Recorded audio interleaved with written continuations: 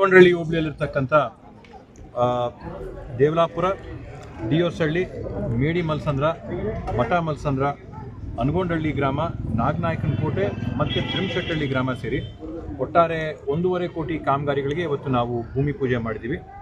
ದೇವಲಾಪುರ ಗ್ರಾಮದಲ್ಲಿ ಸುಮಾರು 38 ಲಕ್ಷ ರೂಪಾಯಿಗಳು ಸಿಸಿ ರಸ್ತೆ ಮತ್ತು ಚರಂಡಿ ಅಭಿವೃದ್ಧಿ ಕಾಮಗಾರಿಗಳು.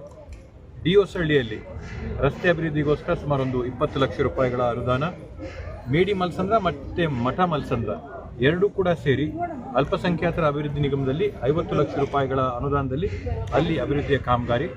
ಅನಗೊಂಡಳ್ಳಿ ಗ್ರಾಮದಲ್ಲಿ ಮಾನ್ಯ ಮುಖ್ಯಮಂತ್ರಿಗಳ ವಿಶೇಷ ಅನುದಾನದಲ್ಲಿ 10 ಲಕ್ಷ ರೂಪಾಯಿಯಲ್ಲಿ ಸಾಮಾನ್ಯ ಕಾಮಗಾರಿ ಮತ್ತು 18 ಲಕ್ಷ ರೂಪಾಯಿಯಲ್ಲಿ ಅಲ್ಪಸಂಖ್ಯಾತರ ಅಭಿವೃದ್ಧಿ ನಿಗಮದಲ್ಲಿ ಒಟ್ಟಾರೆ 28 ಲಕ್ಷ ರೂಪಾಯಿಯಲ್ಲಿ ನಾವು ಅನಗೊಂಡಳ್ಳಿಯಲ್ಲಿ ಪೂಜೆ ಮಾಡಿದ್ದೀವಿ.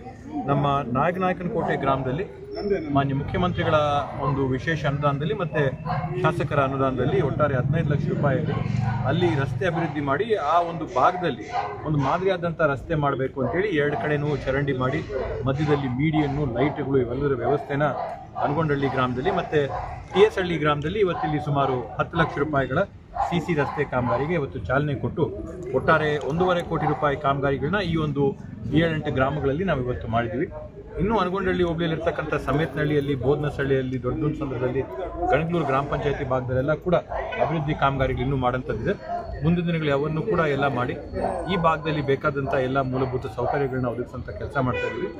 ವಿಶೇಷವಾಗಿ ನಾವು ತಿರುಮಶೆಟ್ಟಳ್ಳಿ ಸರ್ಕಲ್ನ ನೋಡಬೇಕಂದ್ರೆ ಇಲ್ಲಿ ಸರ್ಕಲಲ್ಲಿ ಟ್ರಾಫಿಕ್ ಜಾಮ್ಗಳಾಗದೇ ಇರಲಿ, ಸಾರ್ವಜನಿಕರಿಗೆ ಅನುಕೂಲ ಆಗಲಿ ಅನ್ನೋಂಥ ನಿಟ್ಟಿನಲ್ಲಿ ಈಗಾಗಲೇ ನಮ್ಮ ನಾಯಕರುಗಳು, ಮುಖಂಡರುಗಳು, ಸೊಣ್ಣನಾಗಿರ್ಬೋದು, ಕೃಷ್ಣನಾಗಿರ್ಬೋದು, ಪ್ರಕಾಶನಾಗಿರ್ಬೋದು, ಸ್ಥಳೀಯವಾದಂಥ ನಮ್ಮ ಮುಖಂಡರುಗಳು, ನಮ್ಮ ಪಂಚಾಯತಿ ಅಧ್ಯಕ್ಷರು, PDO ಎಲ್ಲರೂ ಸೇರಿಕೊಂಡು ಅಲ್ಲಿ ಸರ್ಕಲಲ್ಲಿದ್ದಂಥ ಕೆಲವೊಂದು ಖಾಸಗಿ ಜಾಗದಲ್ಲಿ ನಾವು ಮನವಿ ಮಾಡಿಕೊಂಡು ರಸ್ತೆನ ಅಗಲ ಮಾಡೋಕ್ಕೆ ವ್ಯವಸ್ಥೆ ಮಾಡ್ಕೊಂಡಿದ್ದೀವಿ.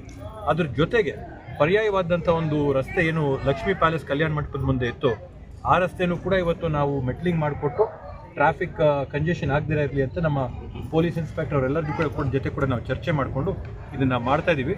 ಮುಂದಿನ ದಿನಗಳಲ್ಲಿ ಈ ಭಾಗ ನನಗೊಂದು ವಿಶ್ವಾಸ ಇದೆ, ಒಂದು ಮಾದರಿಯಾಗಿ ವೈಟ್ ಫೀಲ್ಡ್ ಯಾವ ಥರ ಬೆಳೆದು ಬಂದಿದೆ